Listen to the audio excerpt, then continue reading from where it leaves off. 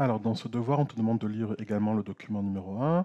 Donc, dans le document 1, on te dit le dioxyde de soufre, SO2, est un composé antioxydant, antiseptique, donc qui détruit les bactéries en fait, hein, et que l'on ajoute dans certains cidres pour renforcer leur stabilité. Alors, antioxydant, ça veut dire que ça va éviter l'oxydation du cidre en vinaigre, ce qui est une bonne chose, hein.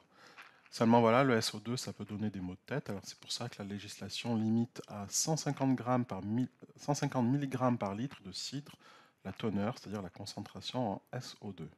Donc attention, il ne faut pas dépasser cette dose de 150 mg par litre, sinon le cidre ne sera pas accepté par la législation. Alors ce qu'on veut faire, nous, c'est qu'on a un cidre et on ne sait pas quelle est sa concentration SO2, donc on veut la déterminer. Pour cela, on va faire un dosage. Donc on va doser 100 ml de cidre. D'accord? Le cidre, c'est incolore. On va le doser à l'aide d'une solution de diode, donc de couleur violet, dont la concentration est connue, 5,10-3 mol par litre. Et on va verser à l'équivalence un volume de 8,6 ml. On te donne les potentiels des deux couples, donc le couple I2I- et le couple SO4- SO2. On te donne également donc, la masse molaire, donc ça sera utile pour la dernière question. Et on te rappelle également que 1 gramme, c'est 1000 mg, et ça aussi, c'est utile pour la dernière question. Alors, dans un premier temps, on te demande de placer les couples sur l'échelle des potentiels. Donc, on a le couple I2I-, qui a le potentiel le plus élevé, hein, 0,62, c'est plus grand que 0,17. Donc, je place le couple I2I- à 0,62 volts, au-dessus du couple SO4- SO2, qui lui est à 0,17 volts. Donc, ça veut dire quoi? Ben, ça veut dire que, si je fais la règle du gamma, on peut dire que I2, donc l'oxydant le plus fort réagit avec SO2, le réducteur le plus fort, suivant la règle, réagit spontanément avec le réducteur le plus fort, SO2, suivant la règle du gamma. Donc c'est ce qui est marqué dans la question 2. Question 3, on va écrire toujours pareil les demi-équations électroniques. Donc je commence par I2. Donc I2, j'ai deux iodes. Donc il m'en faut deux à droite aussi.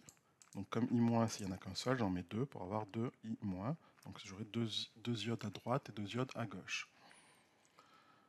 Ensuite, l'électricité, j'ai deux charges moins, puisque j'ai deux iodures, on appelle ça les ions iodures, hein, I-. Donc j'ai deux ions iodures à droite, donc ça fait deux charges négatives. Il faut que j'ai deux charges négatives aussi à gauche. Donc je les rajoute deux électrons pour avoir mes deux charges négatives. Du coup, c'est équilibré. Passons au SO2, donc SO2 à gauche et SO4- à droite. Alors tu vois, je commence toujours par écrire à gauche les réactifs. Les réactifs, on a dit, c'était I2 et SO2. Donc je commence par écrire à gauche I2, ici, et SO2 aussi à gauche, hein. Alors, équilibrons la réaction avec SO2. Donc SO2, il y a un S dans SO2 et un S dans SO4-. Donc le soufre est équilibré. Donc je passe maintenant à l'oxygène, ensuite je ferai l'hydrogène, et ensuite je ferai la charge. Donc l'oxygène, dans O2, j'ai deux oxygènes, alors que dans O4, j'en ai 4. Donc il me faut rajouter deux oxygènes à gauche, et je les rajoute sous forme de molécules d'eau. Donc chaque molécule d'eau apporte un oxygène, donc deux molécules d'eau rapportent deux oxygènes. Donc j'ai bien à gauche deux oxygènes dans SO2 et deux oxygènes dans les molécules d'eau, ça fait 2 et 2, 4, et ça compense les 4 oxygènes qu'il y a bien dans SO4-. Donc les oxygènes sont équilibrés, il y en a 4 à gauche, 4 à droite.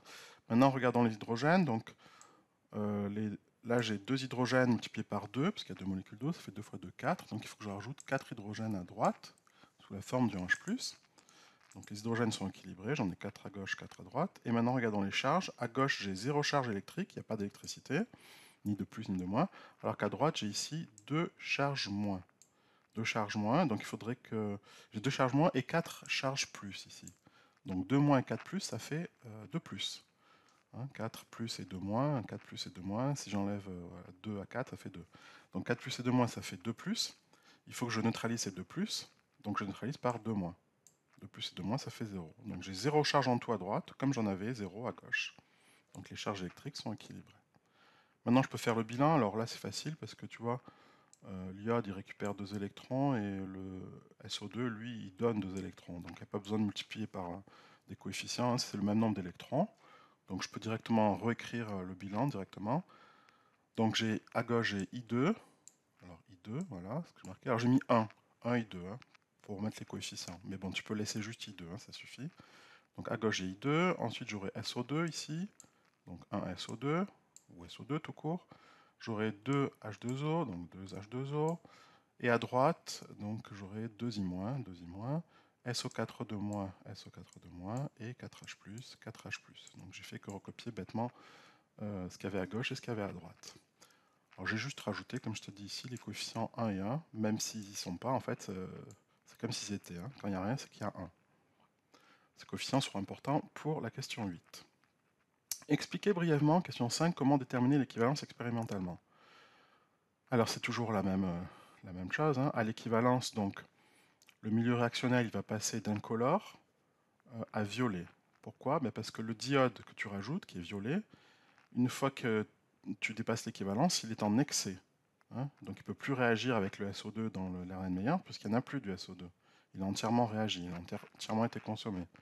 Donc puisqu'il n'y a plus de SO2 pour réagir, le I2 ne réagit plus, donc il reste violet. Il ne se transforme plus en I-. Donc je te rappelle, ici on avait I2 qui est violet, I- qui est incolore. Donc au départ de la réaction, I2 violet se transformait en I-, donc le milieu était incolore. Et puis une fois que tout SO2 a été consommé par I2, il n'y a plus de SO2 pour transformer I2 en I-, du coup I2 il reste. Et c'est lui qui impose sa couleur. Donc la solution passe de incolore à rose. Question 7, donnez la définition de l'équivalence.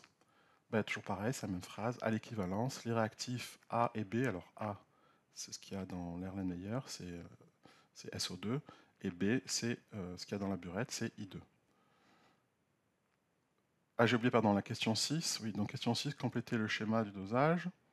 Donc dans 1, la burette, j'ai donc la solution de I2, d'accord, de concentration 5-10-3, de volume versé à l'équivalence de 8,6 ml, donc ça c'est connu. Et dans 2, j'ai donc mon Erlenmeyer, j'ai oublié de marquer Erlenmeyer. 2, c'est l'Erlenmeyer qui contient le cidre, qui lui-même contient le SO2, le dioxyde de soufre. La concentration de SO2 est inconnue. Par contre, le volume que j'ai mis dans mon Erlen, il est connu, c'est moi qui l'ai versé. C'est moi qui ai pipeté 100 ml que j'ai mis dans mon Erlenmeyer. Donc il faut, pour que le mélange se fasse bien, il faut agiter avec un agitateur magnétique en 3, avec un aimant en 4, et soutenir la burette avec un statif ou un support. Question 7, définition de l'équivalence. Donc on a dit l'équivalence, les réactifs A et B, c'est-à-dire A c'est l'iode, I2, et B c'est le SO2, ils ont été mélangés dans les proportions stoichiométriques. Si on voit le bilan, on regarde le bilan de la question 4, I2 et SO2 sont mélangés avec les proportions 1 et 1. Donc 1 mol pour 1 mol. 1 mol de I2 neutralise 1 mol de SO2. Ou dit autrement, 1 mol de SO2 est consommé à chaque fois que je rajoute 1 mol de I2 dans mon Erlenmeyer. Okay. Donc du coup, je peux écrire la relation de proportionnalité, c'est la relation à l'équivalence, question 8. Donc j'ai dans mon Erlenmeyer, j'ai un nombre Na de mol de I2 et j'ai versé à l'équivalence un nombre Nb de SO2. Okay. Donc je peux écrire que Na égale, produit en croix, 1 fois Nb divisé par 1.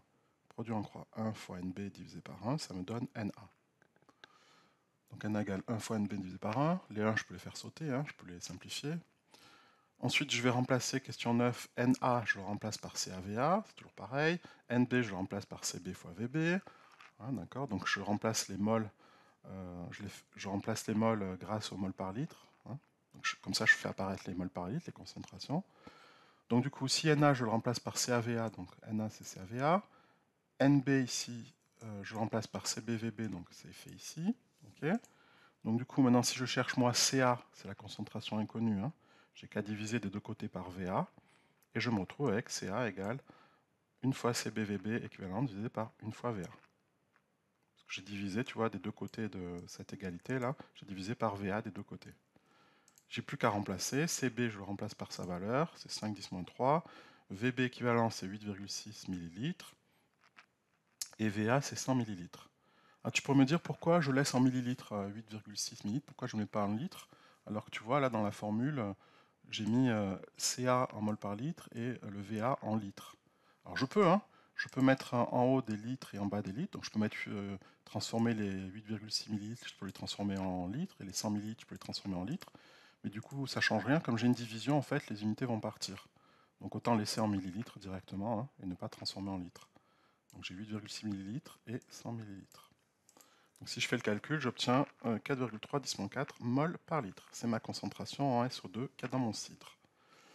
Alors moi, je veux l'avoir non pas en mol par litre, puisque la législation elle me le donne en grammes par litre ou en milligrammes par litre. Donc ce que je vais faire, c'est que je vais utiliser la masse molaire pour transformer la concentration en mol par litre, CA.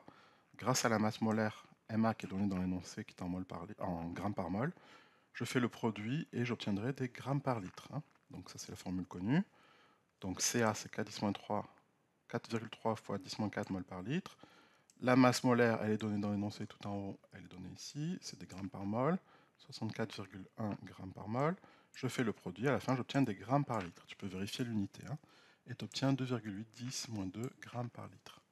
Alors moi je veux pas des grammes par litre, je veux des milligrammes par litre. Un gramme c'est 1000 milligrammes. Donc je remplace les grammes par 1000 milligrammes. Donc il faut que je multiplie par 1000, tout simplement.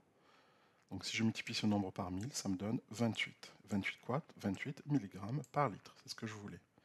Et je vérifie que c'est bien inférieur à 150 mg par litre. Ça, c'est ce qui est marqué dans le document 1. Dans le document 1, on te disait la législation limite à 150 mg par litre. Sinon, après, ça donne mal à la tête. Donc moi, je suis bien inférieur. 28, c'est bien inférieur à 150. Donc le cidre est bien conforme à la législation. Il pourra donc être vendu et consommé avec modération.